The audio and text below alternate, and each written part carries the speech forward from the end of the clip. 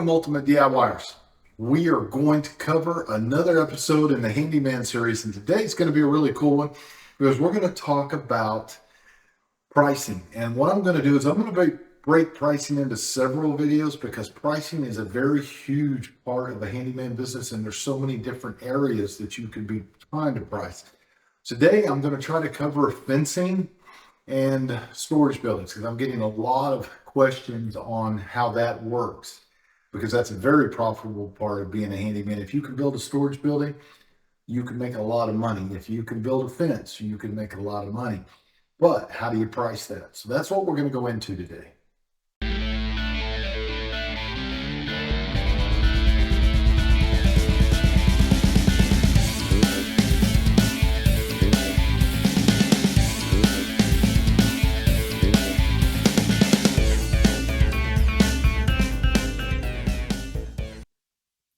So, quick shout out to the Punch Wally Garage.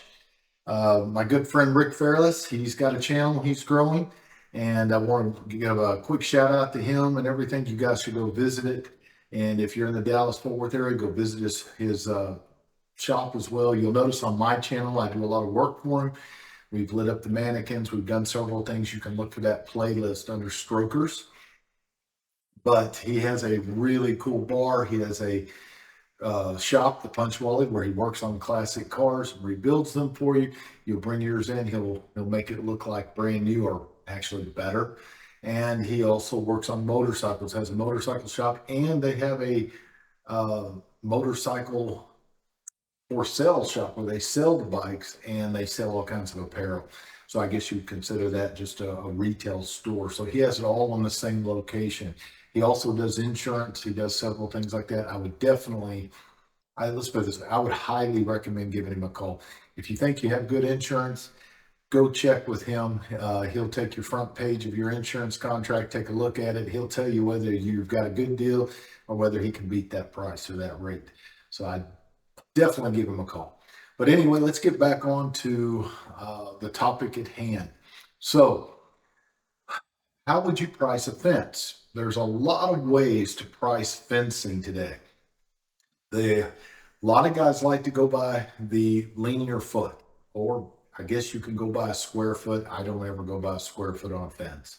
It's generally going to be a linear foot, but I will have a different rate based on several things. One being, is that fence going to be board next to board, or is it board on board? Board on board basically means that I've got two pickets side by side, and I have a third picket that covers the seam.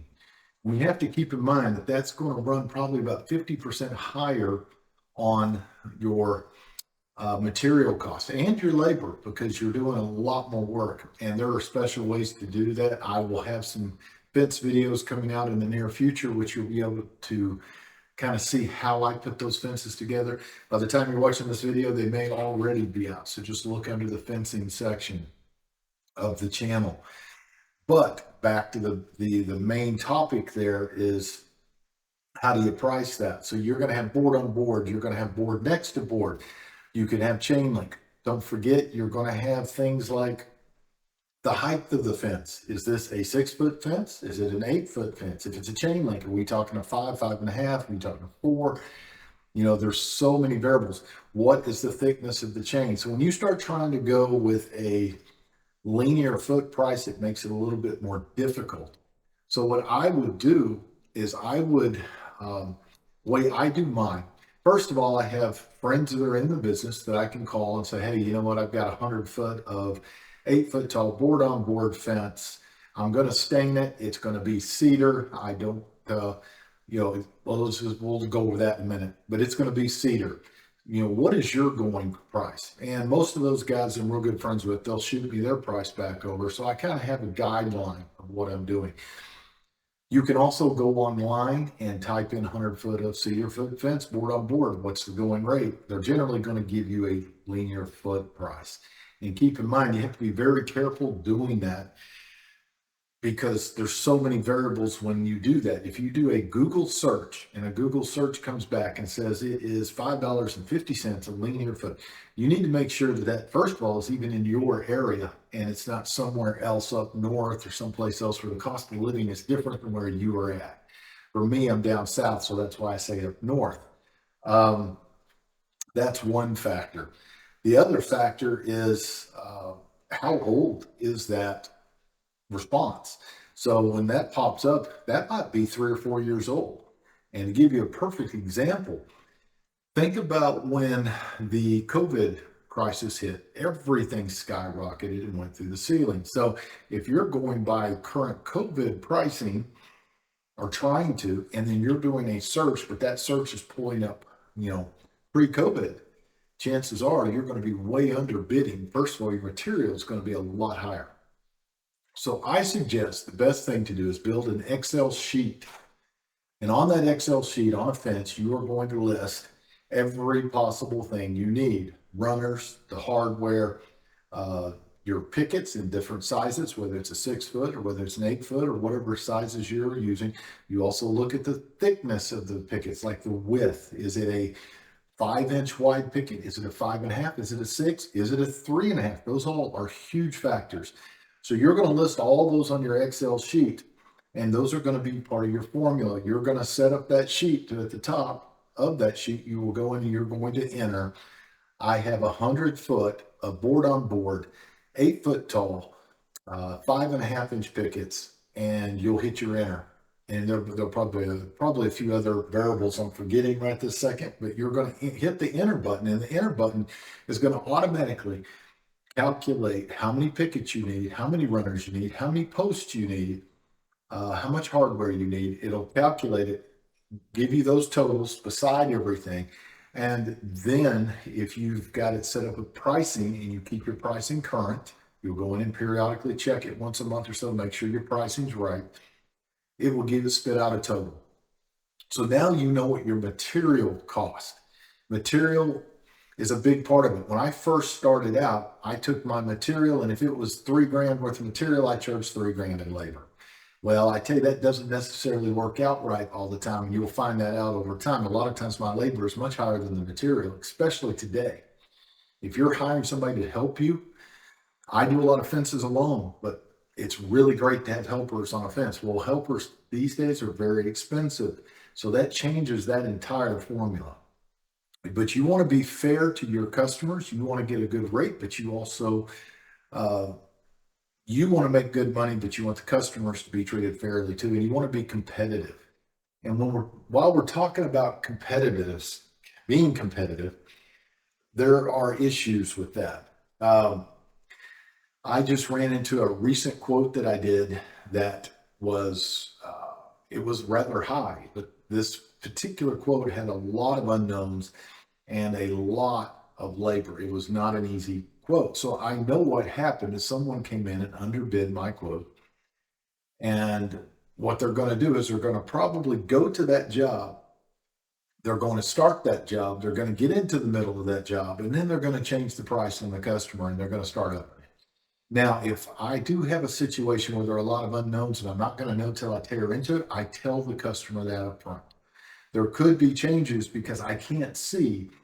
This particular job had a deck, and on that deck, underneath that deck, is a roof, and it's going to be a flat, hot tar roof. And there's so many variables when you start pulling that deck up that could be under there.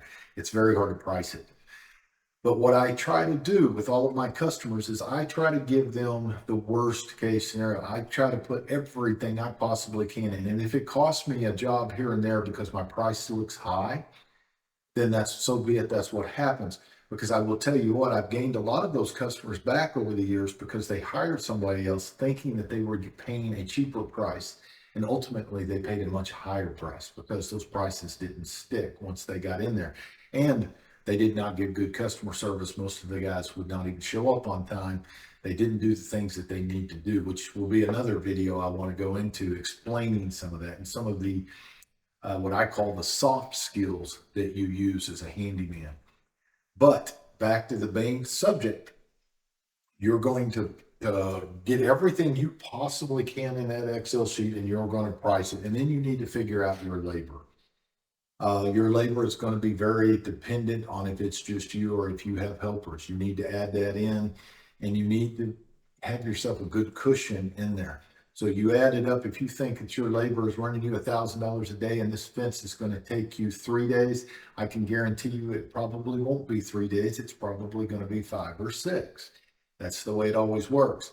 Add a buffer in there. Give yourself a daily rate that you need to make and a daily rate that if you have helpers, what you have to make.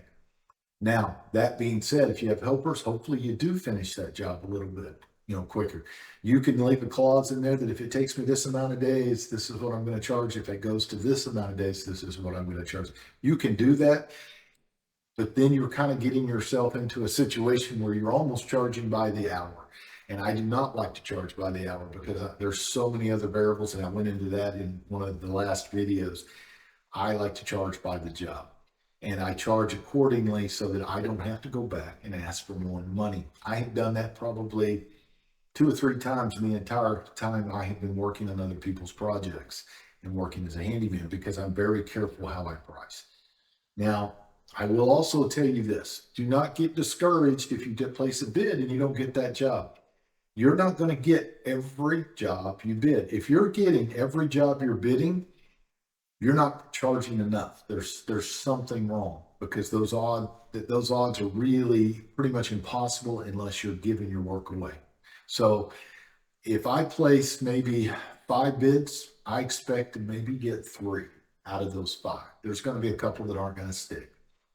Now, I go over and above. I make sure I send a really good quote sheet and a proposal, as I call it, and everything is broken down, and I try to be very careful, and I try to cover everything, and I try to make sure if the customer's paying for supplies, that's in that contract. Now, that's another thing with the fence.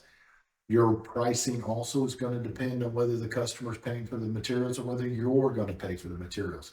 A lot of guys like to pay for the materials because you actually get a percentage of that as well. You can charge a little higher for all of your time and ordering and picking up materials and everything else. And generally, as a contractor, you are going to get a better rate than they will. So you get to actually pocket that rate difference, unless you want to pass that on to the customer. And I have done that. So it depends on your situation. So make yourself a good Excel sheet. Get your pricing. If you're dealing with just Home Depot to get your materials, make sure that you're keeping up with the pricing. If you're dealing with a fence supplying company, which there's a lot of them out there, get their price sheet and put it into your Excel sheet. Give yourself a labor. If you're going to do a percentage on labor, you can even figure that in the Excel sheet and put that percentage at the bottom. So whatever your total comes up, your labor comes up under it, you have a total price. Now, the thing about the Excel sheet and having that pre-done and pre-set up is it saves you a ton of time later. One thing I will tell you I do not do, I do not go out and take measurements to do a proposal and give them a price right then and there. I don't do it. First of all, it makes it look like you did no homework at all, no research, that you just threw a number out. Whatever you do, do not throw a number out. Just don't look at any type of job and say, you know what, I'll do that for $100. You're killing your business by doing that. First of all, you're probably going to undercharge what you should have done. And then when you get on that job site, you're not going to do the job you should do because you've undercharged. The best thing to do is go back. If you have an Excel sheet or whatever, you do your homework, you check your pricing, make sure nothing has changed. You give them a solid number that is not going to change, that is going to be solid, unless there is an unknown that you've already discussed with them. But you don't want to just throw a number out there. Big mistake. So get your Excel sheet, get it ready, go do your proposal, come back, enter all of your information, let it spit that out. Now, there are some programs, by the way, that I use that actually give you an industry standard. I'll probably put a link up above here, or actually I'll just kind of do a text over screen showing you what the program is that I use. It seems to be a great program. I've been using it for a couple of years. It helps to put your quotes together and send out a nice proposal. It's fairly reasonable in price. I believe I'm spending $40, $50 a month, something like that, which is very reasonable. And that's going to be a tax write-off on top of everything else. But they have a deal where you'll search up if you're doing installing a door. It will pull up the industry standard in your area for that door, and it'll shoot that out, and you can adjust that to what you want. You can also make custom parts and custom things in there that you use over and over. So I do a lot of that with that program as well. So you have your options. You can try to charge by the hour. I would highly recommend not doing that. You can charge by the linear foot and work, but you better make sure you got enough room in there in case you run into problems. I know a lot of guys that do that. I don't like that too much, but a lot of times it gives me an idea if I'm in the right ballpark, though. The best by far, you can do your Google search. You can also get a little bit of an idea there, but your best by far is build yourself spreadsheets. So I'm going to do that for a fence, and my variables in the top are going to be all the different size fences. So I'm going to have basically one sheet for a fence that I will use over and over. Now, when it comes to storage buildings are a little different. Storage buildings, there's a multitude of different types. Like you have a ranch storage building that has a roof, which is going to be a gable type roof. You have a barn, which is gambrel, I believe they call it, but it's going to have a different type of roof. You're going to have a lot of variables. You can do a lot of your extras like lofts and things like that and just do those as an extra, and they're going to have the same prices. But when you're setting up an Excel sheet and you have these different types of buildings, it's very hard to set up one sheet that encompasses all. Now you can do that and have a drop down and pick the different buildings if you're really good in Excel. What I found was easier for me was I built a separate sheet for each type of building. So if I have a ranch building, I can build one sheet and have it range from say an 8x8 up to a 24x24. And I can put those parameters in at the top, and then it's going to spit out all the 2x4s that I need for studs, my plates, my truss 2x4s, my sheathing, my smart siding, which I tend to use a lot of unless they're wanting something special, my shingles, tar paper, the whole 9 yards. It's going to spit all of that out so that I have a list of the parts I need that I can just run up to the big box store and say, hey, I need this, hand it to them. It's also going to be able to give me prices. Then again, this is the same thing as the fencing, though your prices need to be pretty accurate. So what you could do is take that sheet and just send it up to your rep at Home Depot and have him price it out for you real quick and give you a total. You can do that. Or if you don't want to kill your rep and get him pissed at you, make your own sheet and keep your prices updated as things change. So I do that. I'll have a ranch sheet. I'll have a barn sheet. I may have a garage sheet because my garages are built totally different. I mean, generally I'm going to be on concrete. Now you can still do concrete on your other buildings as well. So you would just modify that on a one-off basis because you're not going to get a lot of concrete bases. You're generally going to get plywood when it comes to storage buildings, but concrete on the garages. Now garages can be attached or detached. I also do a lot of steel buildings, and when I get into the steel buildings, I'm talking the big steel buildings with the big beams and everything. Hold on, I'm not talking a little steel building. I'm talking a good sized steel building. What I do there is I will go to some place like Metal Mark, which is a great place. I deal with them quite a bit. They work with me when I have issues come up. They'll help design everything, set it up, and go. You've got Mueller. You've got several big companies that are very good at doing that. You'll go sit down with them. You'll give them your dimensions. They're going to ask you several questions like, what pitch roof do you want? What type of siding and roof panel, your R panel, what type do you want? Do you want the long lasting? Do you want the medium, or do you want the cheap? And a lot of that you're going to need to discuss with your customer because this is generally going to be a much more, it's a more major purchase that's going to last them a long time, but there's a lot more factors. And those are generally going to be put on concrete as well. Matter of fact, they're always put on concrete on those unless you are doing a pole barn or pole building, which is a little different animal. I don't do those very often. I'm mainly just the full steel. So they're going to give you engineered plans that you can take to a city. If you have to take to a city, they're going to be pre-drilled and bolted. Now, believe it or not, most cities do not like weld up buildings. They want them bolted. Think about your giant skyscrapers. Do they weld all that steel? Generally not. They do welding on it, but they're held together usually with gigantic bolts and nut systems that for there's a couple of reasons. It's extremely strong and very hard for those things to ever break. But a weld, if a weld is done incorrectly, could crack and break and someone could be hurt. The other thing with a weld up is you could take your two pieces that need to be welded or put together, and you could actually have it tilted a little and make it work. Well, when you have a bolt up and everything is pre-drilled, you're not going to do that. You are going to have that building perfect to get those bolts in. And I've had situations where I've had to take straps and things to them, hook it to them, ratchet and pull them, and try to get everything lined up. Where if I had been just doing a straight weld up, I would have probably welded it with it leaning a little, and then you have problems later because nothing goes together right. So steel buildings, generally get the measurements, talk to the customer, get a kind of the customer maybe draw out a little bit of what they want, or have them do a search on Google and give you a picture and say, this is what I want.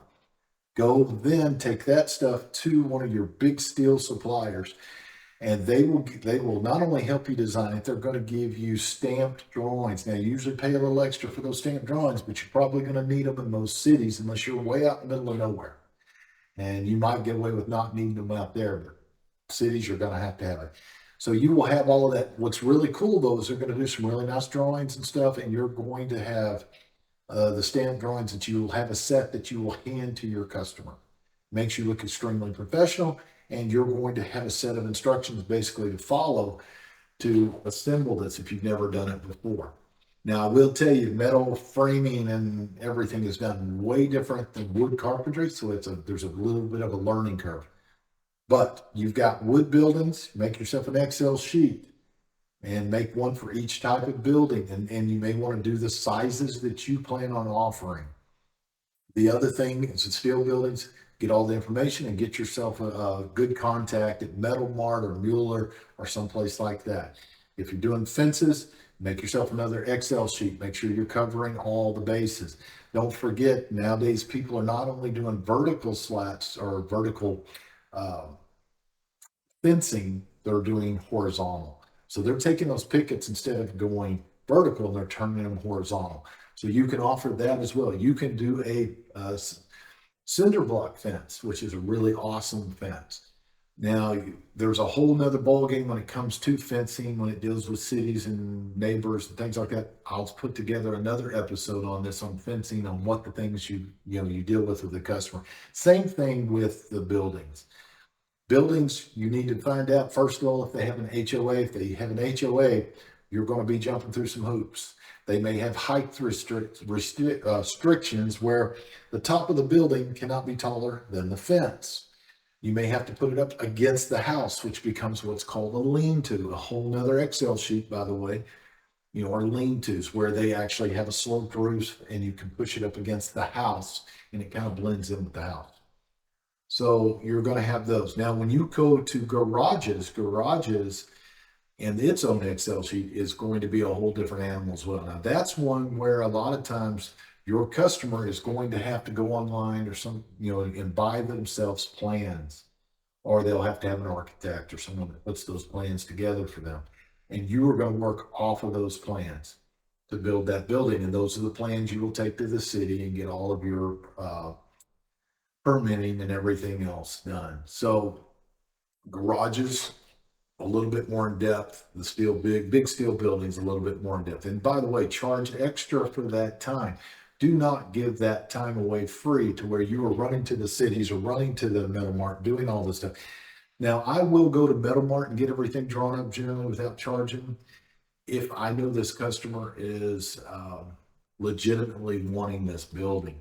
And if I get a vibe that I think this customer is just shopping, then I will get a generic price. And usually after I've done a few of these buildings, I know pretty much what they're going for. So I can shoot him a square foot price generically and say, look, it's going to probably be in this range, but I will not have a solid price for you unless you're really wanting to pull the trigger, because I have to spend a lot of time going down and having an architect or an architect basically is going to draw that up at metal mark, and they don't want to waste their time either. You do a bunch of that and you do not get those jobs, they're going to cut you off. So I try very hard to not waste their time. So anyway, that's some of your basics in pricing. Be sure you get a good friend or two that's in the business that does the same type of stuff you do. And I will tell you that not only helps you in working, shooting your prices back and forth and saying, hey, am I in line here? Am I way off? Hey, I'm not getting any of these quotes. What am I doing wrong? It's great for sounding, a sounding board. It's great for figuring out, hey, there for a while, I was actually charging too low. I've got a good friend who charges quite a bit more. And I started looking, I'm like, you know what? I am really kind of just cutting my own throat here. And so, yeah, I was getting every job that was coming through, but I wasn't charging enough. So I would rather be fairly busy and have a steady flow and charge a good rate than to have so much work I can't hardly keep up, but I'm not making anything. I'm running around with like a chicken with a head cut off. I don't know what I'm doing.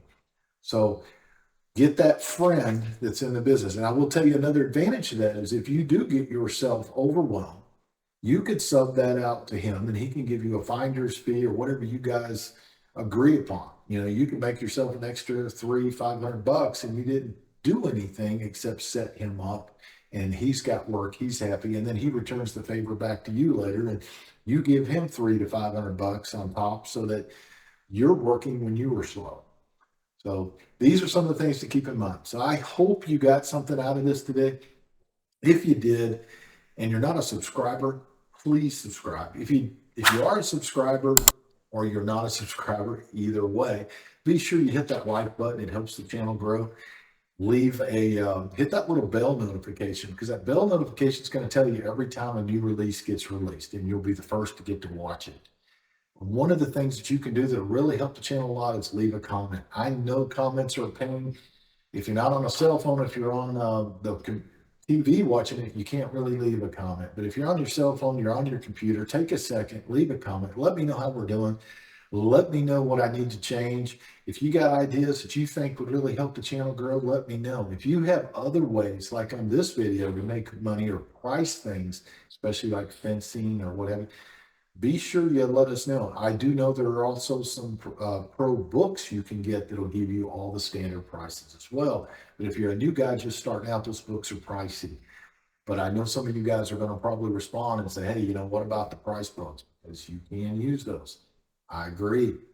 There are multiple ways. Matter of fact, if you guys have Excel sheets that you want to share with other guys that are on the page, be sure and leave a comment. Let us know how to get to those pages. We'd love to see them. So thank you guys very much for watching, and we'll catch you on the next one.